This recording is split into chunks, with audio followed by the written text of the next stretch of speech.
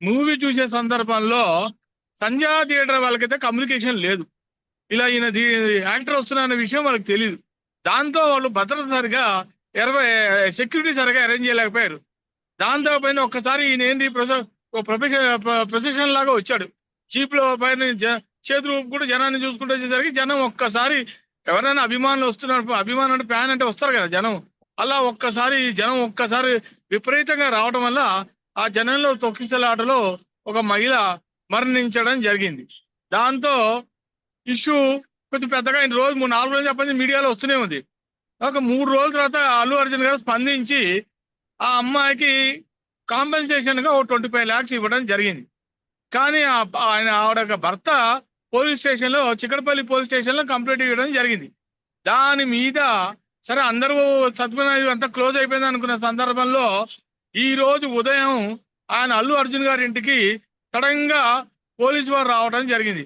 Police వారు రావడం ఏంటంటే డైరెక్ట్ గా పోలీస్ స్టేషన్ లో బెడ్రూమ్ లో ఆయన డైరెక్ట్ గా ఉంటే అక్కడ ఆయన తక్షణం డ్రెస్ చేంజ్ చేసుకుంటాను కూడా వాళ్ళు ఛాన్స్ ఇవ్వాలి. ఎందుకంటే పోలీస్ గా అధికారం ఉంది. వాళ్ళు డైరెక్ట్ గా ఆయన తీసుకెళ్లి చిక్కడపల్లి పోలీస్ స్టేషన్ తీసుకెళ్లారు. చిక్కడపల్లి పోలీస్ స్టేషన్ తీసుకెళ్లిన తర్వాత ఆయన మెడికల్ చెకప్ ఉస్మాన్ హాస్పిటల్ తీసుకెళ్లారు. తీసుకెళ్లి అక్కడ ట్రీట్మెంట్ తర్వాత డైరెక్ట్ గా ఆయన్ని నాంపల్లి కోర్టుకి తీసుకెళ్లారు. అక్కడ జరుగుతున్న బట్ ప్రస్తుతం ఆయన పోలీస్ కస్టడీలో ఉన్నాడు. కానీ దీని మీద according to section 105 of BNS అంటే భారతీయ న్యాయ సంహిత అండ్ ఇంకోటి section 118 of sub class 1 grievous act అనమాట ఆఫ్ బిఎన్ఎస్. ఇవి రెండు కూడా నాన్ అవైలబుల్ సెక్షన్స్. ఇవి అంత ఈజీగా ఒకసారి కేసు బుక్ అయిందంటే జైలు నుంచి రావడం అనేది అంత ఈజీ కాదు. మినిమం కల్పబుల్ నాన్ అవైలబుల్ అంటే మినిమం 10 ఏళ్ళు ఉంటుంది జైలు శిక్ష. 5 ఏళ్ల నుంచి 10 ఏళ్ళు జైలు శిక్ష. కాబట్టి సెక్షన్స్ అయితే చాలా సీరియస్ గా వేశారు. ఆషామాషి వ్యవహారం కాదు, మామూలు సెక్షన్లు కాదు వాళ్ళు వేసినవి. కానీ దీని మీద ఇప్పుడు మధ్యాహ్నం హైకోర్టులో లంచ్ మోషన్ లో ఆయన ప్యాక్ పిటిషన్ వేయడానికి ఆయన అన్ని ఏర్పాట్లు చేసుకున్నాడు. నాట్ టు అరెస్ట్, మండే దాకా అరెస్ట్ చేయదని చెప్పి ఇప్పుడు హైకోర్టులో వాదనలు 2:30 తర్వాత తెలుస్తుంది. మరి హైకోర్టు వారు ఏ ఒక నిర్ణయం తీసుకుంటారో చూడాలి. మనం అప్పటిదాకా అయితే మనం వేచి చూడాలి మనిషిని. లాయర్ గారు 105 అంటే హత్యాయత్నం, ఇంకొకటి చూసినప్పుడు 105 అంటే 105 అకార్డింగ్ టు సెక్షన్ 105 అంటే culpable homicide relating to human body, మనిషికి సంబంధించిన సెక్షన్ అది చాలా వెరీ సీరియస్ సెక్షన్ అది. అది కూడా నాన్ అవైలబుల్ సెక్షన్. అది మామూలు సెక్షన్ అంటేనేమో నేరాన్ని ప్రేరేపించడం.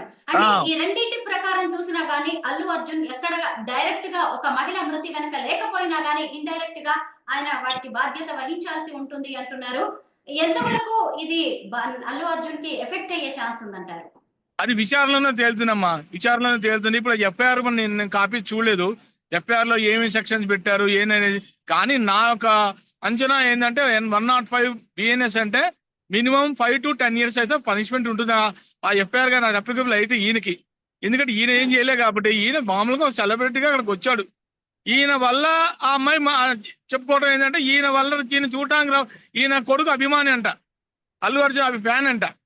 ఆ ఫ్యాన్ కోసం పిల్లని తీసుకొని పాపం అంత దూరం నుంచి వచ్చింది. దిల్సుఖ్నగర్లో ఉంటుంటే అమ్మాయి కొడుకు కోసం వచ్చింది పాపం పొద్దున బెనిఫిట్ షోకి. కాబట్టి మరి ఇతను ఒక యాక్టరు, ఇతను ఏం కావాలనేది ఏం చేయలే కదా, చంపలే కదా. ప్రజలు తొక్కిసలాటలో కామన్ గా మరి జరిగింది. దీని మీద మరి హైకోర్టు ఒక సెలబ్రిటీ కాబట్టి ఆయన ఏ రకంగా చూస్తారు? ఆయన ఏం చేయలే కదా, హత్యా ప్రయత్నంలో ఆయన ఏం సంబంధం లేదు, ఒక సెలబ్రిటీ ఆయన. దాంతో మనం అందరం ఒప్పుకోవాల్సిందే. కాబట్టి జనంలో ఆవిని రమ్మని నేనేం చెప్పలే కదా, సినిమాకి వచ్చి నా సినిమా చూడని ఆయన ఏం చెప్పలే కదా. ఒక ఫ్యాన్ గా వచ్చారు, కొడుకు ఫ్యాన్ తీసుకొని వచ్చి మనం కూడా జాగ్రత్త పడాలి కదా. అంత జనంలో ఉన్నప్పుడు అదే రోజు వెంటనే చూడాలని అంత అవసరం ఏంది? మెల్లగైనా తర్వాత చూడొచ్చు కదా మూవీ. అదే రోజు రిలీజ్ అయిన రోజు చూడాలి. ఆతృత ఎవరికైనా ఎలా ఉంది సినిమా, ఒక యాంగ్జైటీ అయితే ఉంటుంది కదా. కాబట్టి కోర్టు కూడా అన్ని పరిశీలించి దీని మీద ఇప్పుడు లంచ్ మోషన్ లో ఎలా చెప్తారనేది చూసి ఆ తర్వాత ముందుకు వెళ్తారు. మరి ఎలా ముందర చూడాలన్నమాట. ఇప్పుడే మనం వెంటనే మనం చెప్పలేము, హైకోర్టు నిర్ణయం ఫైనల్ అనమాట. లాయర్ గారు, ఇప్పుడు మనం సంధ్య థియేటర్ మేనేజ్మెంట్ గురించి ఖచ్చితంగా మాట్లాడుకోవాలి. ఎందుకంటే బెనిఫిట్ షో ఒక్క టికెట్ 1100 కి వాళ్ళు అమ్మారు. అలాగే అక్కడ సినిమా ప్రమోషన్ కోసం అని చెప్పి అల్లు అర్జున్ వస్తున్నాడనే విషయం తెలుసు. అయినా గానీ ఎలాంటి సరైన సెక్యూరిటీ ఏర్పాట్లు చేయకపోవడం వల్లే ఇలా ఓ ప్రాణం పోయింది అనేది కూడా విమర్శలు వినిపిస్తున్నాయి. మరి దీనికి థియేటర్ యాజమాన్యం ఎంత వరకు బాధ్యత వహించాలి? సంజయ్ థియేటర్ మీద ఆల్రెడీ యాజమాన్యం మీద అరెస్ట్ అయ్యారు వాళ్ళు. వాళ్ళ మీద ఆల్రెడీ పోలీస్ యాక్షన్ తీసుకోవడం జరిగింది. అయినా కూడా ఒక వ్యక్తి, ఒక సెలబ్రిటీ మీ థియేటర్కి వస్తున్నారంటే మీరు భద్రత చూసుకోరా? సెక్యూరిటీ మీరు చూడరా? మీది కూడా లోపల ఫాల్ట్ ఉంది కదా. సంధ్యా థియేటర్ వాళ్ళది కూడా ఫాల్ట్ ఉంది.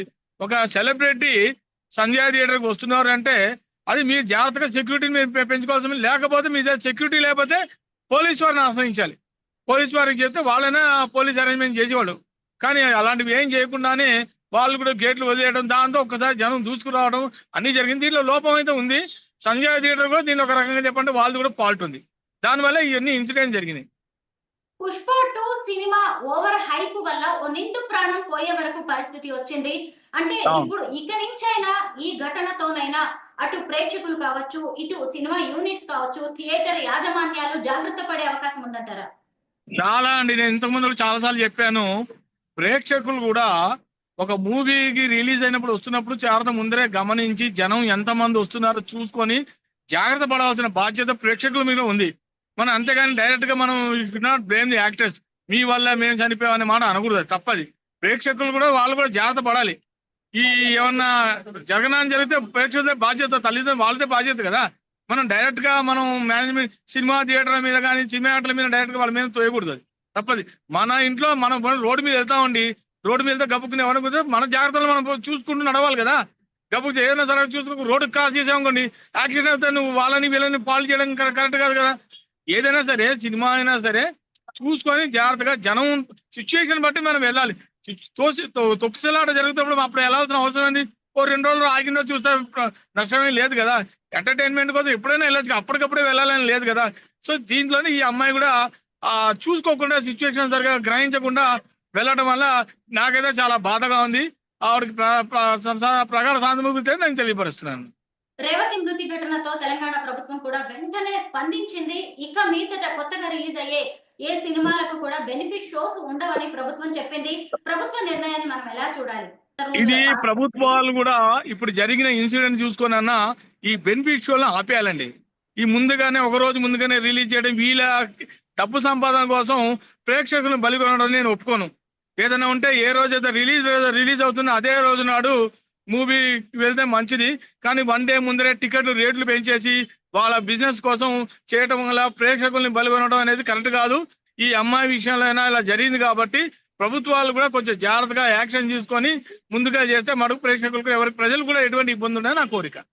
అల్లు అర్జున్ ఎక్కడా కూడా మీరు వచ్చి సినిమా చూడండి అని చెప్పలేదు అని మీరు అన్నారు. దానికి ఆయనకి బాధ్యత లేదు అన్నారు. కానీ ఆయన వస్తున్నప్పుడు ఖచ్చితంగా క్రౌడ్ ఉంటుంది. పైగా 1 కిలోమీటర్ దూరం నుంచి ఆయన ఓపెన్ టాప్ జీప్ లో ర్యాలీ నిర్వహిస్తూ వచ్చారు.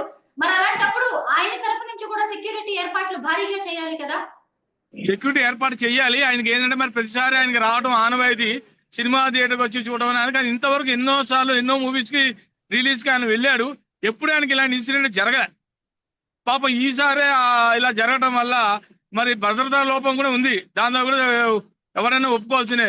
ఆ సంధ్యా థియేటర్ వాళ్ళు కూడా పోలీసు వారిని జాగ్రత్తగా ముందుగా ఒక సెలబ్రిటీ వస్తున్నాడంటే జాగ్రత్త పడాలి. వాళ్ళు జాగ్రత్త పడలేదు. ఈయనైనా కూడా ఒక యాక్టర్ అయినా ఈయన కూడా కమ్యూనికేషన్ ప్రాపర్ గా చెప్పి ఉంటే పోలీసు వారు కూడా ఇలా నా కోసం జనం వస్తారు కాబట్టి మీరు కూడా కొంచెం అలర్ట్ అవ్వండి అని ఒక మాట ఈయన చెప్పుంటే మనం చెప్పాడో లేదైతే నాకైతే తెలియదు. మరి ఏదో జరగడం అయితే జరిగిపోయింది, ఘోరం అయితే జరిగిపోయింది, అమ్మాయి అయితే మరణించడం జరిగింది. దీని మటుకు నేను విచారిస్తున్నాను. మొత్తానికి ఇప్పుడు ఈ చిక్కడపల్లి పోలీసులు కావచ్చు, అటువైపు సంధ్యా థియేటర్ ఘటనలో కోర్టు ఎలా స్పందిస్తుందో చూద్దాం. ధన్యవాదాలు.